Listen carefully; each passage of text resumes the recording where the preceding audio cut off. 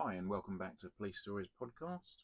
This is a series of short stories about my career in the UK Police Force. This is episode 16. So, today we're going to talk about a subject that will be probably common to most people. You'll be aware of this one. This is something you see quite a lot in the press. Missing persons. Now, obviously, it covers a wide range of people from, the sort of teenager that's had an argument with mum and dad and decides they're going to sort of storm out in a huff and slam the door behind them. Occasionally, after a couple of hours of not coming back, they might be reported as missing persons. That's probably the lower end of the scale. Although, in fairness, that could, in the worst case scenario, end up as, a suicide or similar. It's probably unlikely, but it could do. And then ranging right up to the sort of high risk missing people, which might be, your elderly maybe with sort of medical ailments that haven't been seen for a few days, maybe, hours, weeks, whatever. Or, probably the very worst one, which is missing children, which is particularly difficult to deal with for everyone. And that's what we're going to talk about today. So at this point, I was on a day shift. I think it was a 10 to 6 or something like that. So due to finish at 6 p.m. And I was working with a new probationer. I was on the tutor unit, and I think we talked about this before. So I was responsible for bringing along the new guys and girls, sort of training them up. Although in fairness, I didn't have loads of service myself at this point. We used to get, I think we had them for, I think it was 10 weeks. And during that period, we used to swap them with another sort of tutor. So we basically had 5 weeks with each of them. And them having two tutors worked quite well because it was a chance for, to see different styles of policing. And it may well be that I picked something up, a colleague hadn't, or vice versa. Ultimately, we were looking to ensure that these people were up to standard and that they were, good enough to be cops. And for me, it always came down to the fact, was I happy for this person to work with me or to work with, colleagues and friends of mine? If they put my name to themselves, Dave looked after me, Dave tutored me, I didn't want, friends of mine kind of rolling their eyes and going, oh God, I wanted them to be fairly reassured that, if I tutored them, they were of a reasonable standard, because unfortunately it did fall to us sometimes to get rid of these people, if they weren't up to standard, which is quite difficult.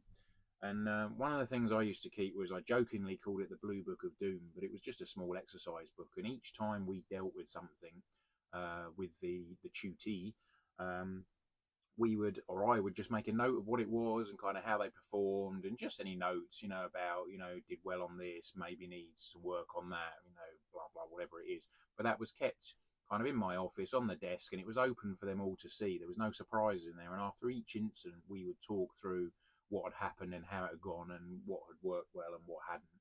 So I'd like to think, at no point was anyone kind of surprised if they were called out on something. It did have a bit of an ulterior motive, which we had to bring into play twice as well. And that was, unfortunately, if they weren't up to the standard, to start the process of potentially getting rid of them out of the job, we would need evidence. Much like a criminal case, you need to make your case as to why you don't think this person is up to the standard. So the Blue Book also, gave me some notes, so that when I came to write that horrible report, that I did a couple of times, you had sort of all the evidence you needed right there in front of you. So that was that. So I was working with one of these young lads on the day, and unfortunately he was one of the ones that ultimately ended up leaving, although of his own accord. It was a question of kind of jump before you get pushed, but, there we go. So, yeah, working on a day shift. Quite late in the day, it was about 4 o'clock in the afternoon or something, and we'd actually kind of missed our lunch, which happens a lot in the police. In fact, some people will tell you, they're surprised they ever get a refs break, as we talked about, a refreshment break. Regularly miss your refs, that's just how it is. And also you can get turned out of refs just as easy. There's an urgent call coming and you're literally taking one bite of a sandwich, that's you out the door to the call. That's just the nature of the beast. So on this particular day, we got a call to a missing person. Well, it was missing persons, plural. There was two of them, and it was two young girls that were 10 years old. Now, initially, of course, it's a bit concerning, but a lot of these, until you get there and know any details, they can be really straightforward. It can be simply, yes, they're a bit young for it, but they've walked out and gone to their neighbours where their friend is, and they're having a play date next door with their friend, and mum's panicked and sort of phoned us. And obviously we want them to phone us because we need to establish that's the case. And as I think has been talked about on a lot of sort of shows, TV shows, podcasts, etc., that initial period of time is really, really important to a missing person, because that's the best opportunity we've got of getting them back quickly. Obviously, as it progresses through hours, days, weeks, etc., becomes a lot harder, and also obviously the concern grows greatly, as to what's happened to them.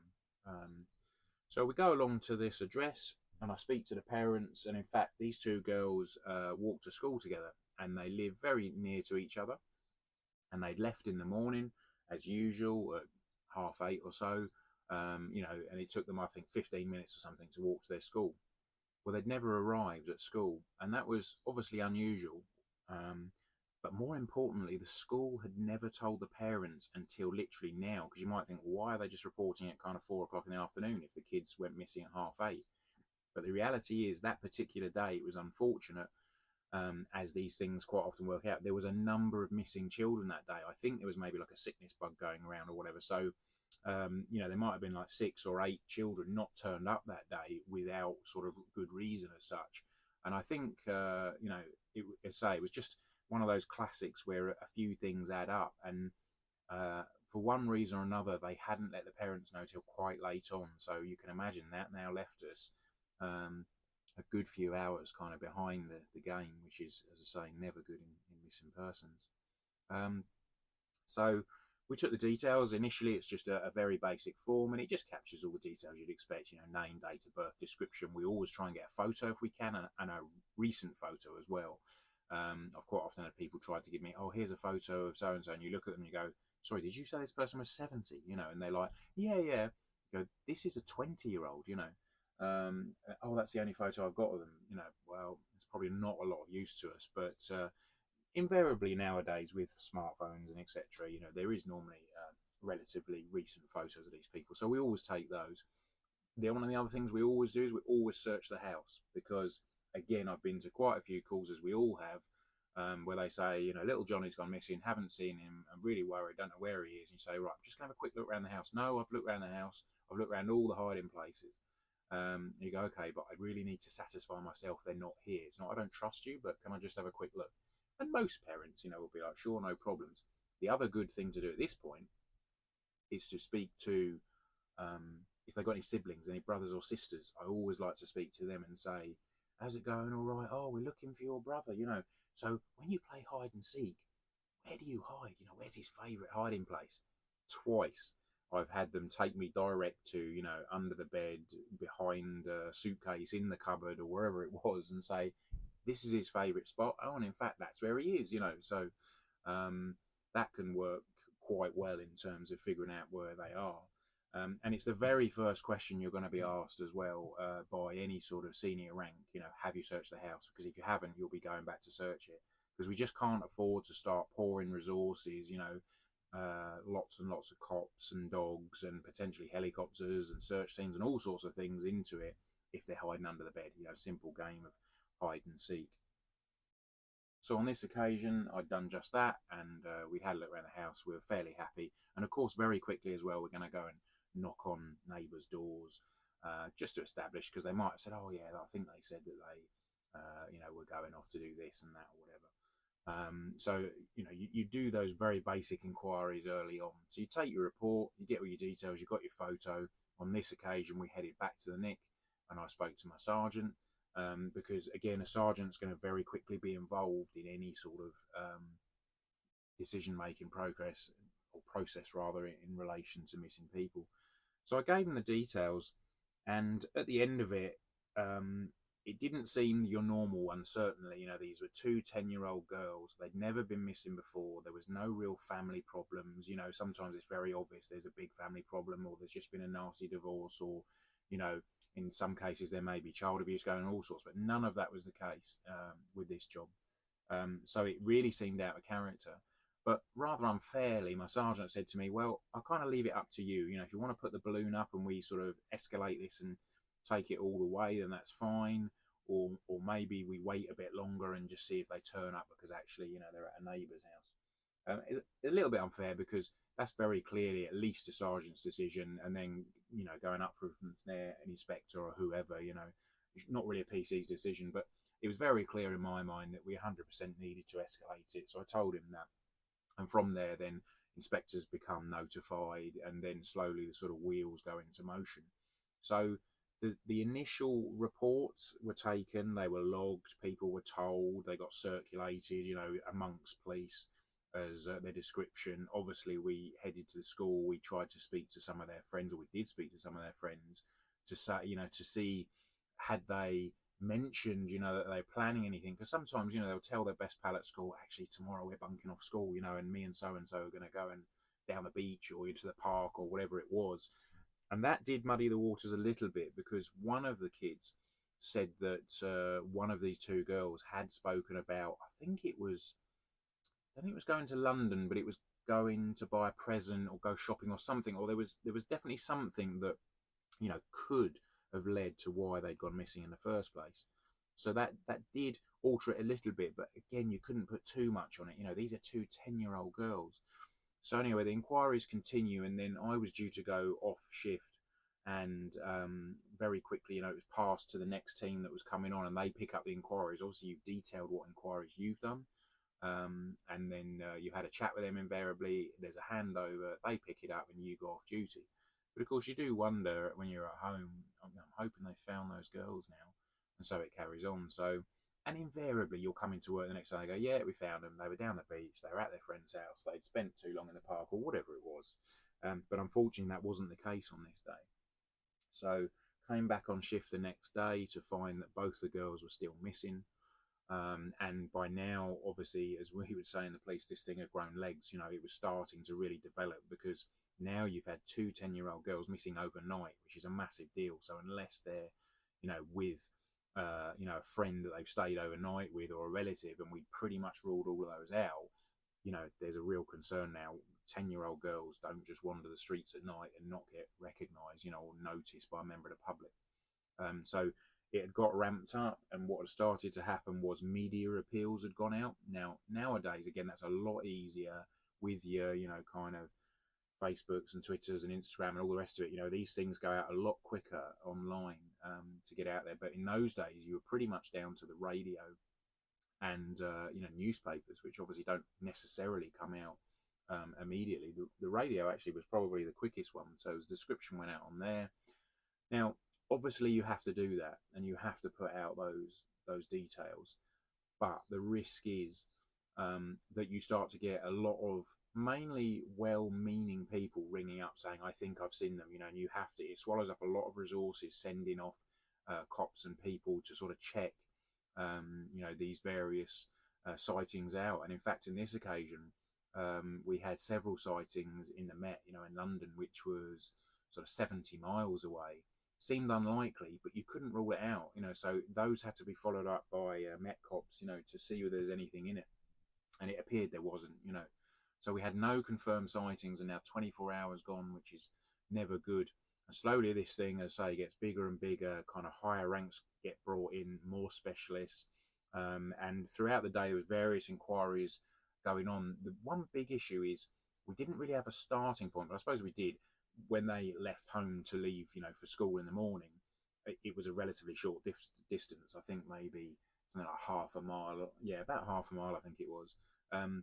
So you're assuming they've gone missing between, leaving home and the school, somewhere in between there, presuming that they haven't gone off the beach or wherever. That's chances are where they've gone from. So obviously, it was loads of house to house done. Unfortunately, that covered a lot of addresses. You didn't have the advantage of seeing if people had their own CCTV or Ring doorbells or whatever, because they just didn't exist, So lots of inquiries were carried out. These are all very time consuming, but more and more cops were being poured into this as this thing built. And it ended up with me going off shift again, still without any success, unfortunately. Now, I think I went on to rest days then, so I ended up with a couple of days off. But I was quite surprised and sort of saddened to see that the following day, so this would have been potentially a good 2 days, maybe 3 days, There was still no sign of them, and now this was national news. This was on the national news channels, your BBCs and Sky News, etc. So by now as well, they'd brought in a very senior detective, a detective superintendent who had a really good background in this stuff, a lot of knowledge. Had dealt with these things before with, really high success rate. He was very well thought of. So um, it was good, but those of us in the know were also thinking, as he probably was, this really doesn't look good. This has gone from somebody we're going to find at the neighbours playing with their children to, is this something more sinister? And it had been ramped up to such a degree that now there'd been a pulsar brought in, so that's a police search advisor. That's somebody who's very highly trained, does quite a long course in coordinating search responses. So they are the ones that will dish out taskings to cops that says, and they're very specific. It will say, you are looking for this, and you are to look for it in this area, and there'll be a map, because obviously somebody somewhere has to equally coordinate where these people have searched, because obviously the last thing you want to do is double up on searching. But even worse, what you don't want to do is two teams pass very close together, but actually there's a gap that gets missed altogether. That's even worse, as you can imagine. Really difficult thing to sort of coordinate, particularly then, because you didn't have the help of laptops or GPS and things like that. It just wasn't about. So by this point, you've got 300 cops involved. They've been brought in from all over the force and other forces. There was also the military involved. There was 50 Gurkhas, which is, again, a very well-respected regiment within the British Army. They'd been brought in, and they were searching all the sort of wide open spaces in the area that we had. There was a few sort of run-down old industrial estates, with ruins of buildings on and things. Lots of kids used to go there and play because there was rubble and, all sorts of hidey holes, and probably good fun for kids, So there was a fear that they'd gone onto there and got trapped or something, or maybe there was an old cellar or something they'd fallen into, or a well, or all sorts. So you had, these are big areas, difficult to search. Again, we didn't have drones. We did have dogs. Police dogs were used, as I say. So you've got the army and a lot of cops now, 300 or so. And they're the ones that are doing this sort of line searches you see, maybe with the sticks, where they're sweeping through big areas, trying to rule things out. So it really had got increasingly bigger. And so it went on. And this continued. I think I came back on duty. So now this was probably 4 days later. Really not looking good. And I think even the senior detective was on the press kind of saying, we have real concerns. And most people reading between the lines sort of figured out that wasn't good. So one of the things you would do as well in an inquiry like this, particularly obviously with children, unfortunately, in every town, probably in every country, there are a number of paedophiles, some that you know about and some you don't. Now in the UK, they're on a register, so we know who those are, but of course there could be ones that haven't been caught that are totally unknown to us. So without a doubt, detectives start visiting the known paedophiles, because we want to obviously establish their movements, where have they been, etc. Now in the town I was working in, it was quite a high proportion, or what you'd think maybe. There was 50 odd registered paedophiles in this relatively small town, and that might shock you, but I'm afraid to say that's probably not unusual. If you live in a town of 15 or 20,000 people, that's probably the sort of registered sex offenders you've got living amongst you. So they were definitely visited. And as that was kind of drew a blank and they were ruled out, so the investigation got bigger and wider and started moving out to the neighbouring towns, because obviously it's not impossible they've been picked up and moved to another location by vehicle. So that's what started to happen. And on day 4, I think it was a detective sergeant, but a detective definitely was busy visiting the known paedophiles in his area. And he also needed to speak to a particular one who lived above a shopping centre, had a flat above a shopping centre, about some other allegations. So he went to this address and obviously spoke to him about these 2 girls as well as the other thing. And while he was speaking to him, before he got into the flat, he heard a couple of sort of faint cries from within the flat. And amazingly, both of these 2 girls sort of appeared and were within the flat. So it was fantastic. Well, initially it was, because they weren't dead, which was obviously the concern. Both girls were obviously got hold of, made sure physically they were okay, and were returned to parents, and that was fantastic. And what had actually happened, it turned out, in the sort of days going forward, while they were debriefed, I guess, very sensitively with sort of specialist officers, they had been walking to school as we expected, and there was no intention to, bunk off or go to the shops or go to a trip or buy anything shopping, anything like that. Um, they had literally been, this guy had pulled up beside them. As I say, he was a registered sex offender. He'd pulled up alongside them in a car and he'd opened his boot. And the both girls had sort of stopped and stood and looked. He didn't say a lot. And I think he kind of motioned into the boot. One of them walked over to sort of see what he was pointing to, and that was enough for him to basically grab them and sort of throw her in the back of the car. Where the other one just stood there, kind of transfixed, and also not wanting to leave her friends. I mean, her friend, I should imagine she was, well, terrified, I'm sure, at that time, and just froze basically, which unfortunately made it all the easier for him. So she was also picked up and basically put into the boot of his car and driven off. And they screamed a lot, and it was kind of 8:30, 8:45 in the morning, in a relatively built up residential town.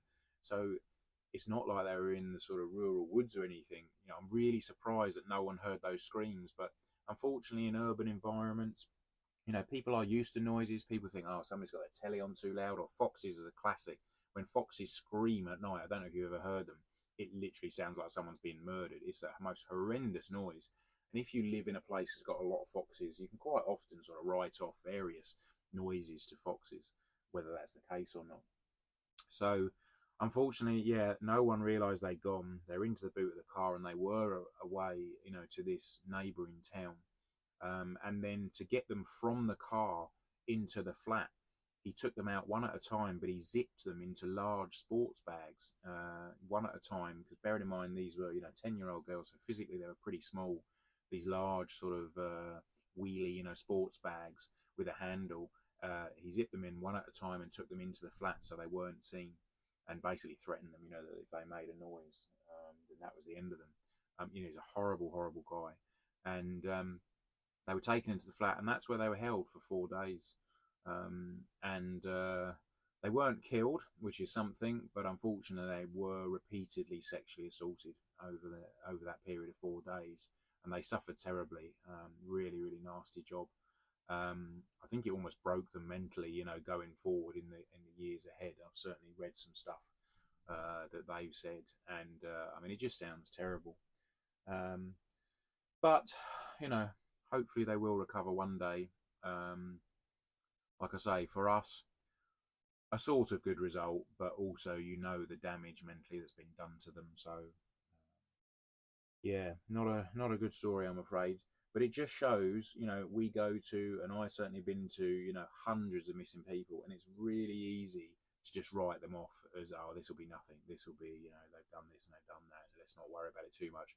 But I'm telling you, the police have caught a cold over this a lots of times. So now missing people are treated really, really seriously. There's no more kind of dismissing things and not bothering to check and all the rest of it.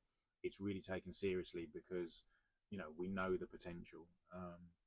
So that was that job. Quite a depressing one, I'm afraid. Again, that's the realities of police work.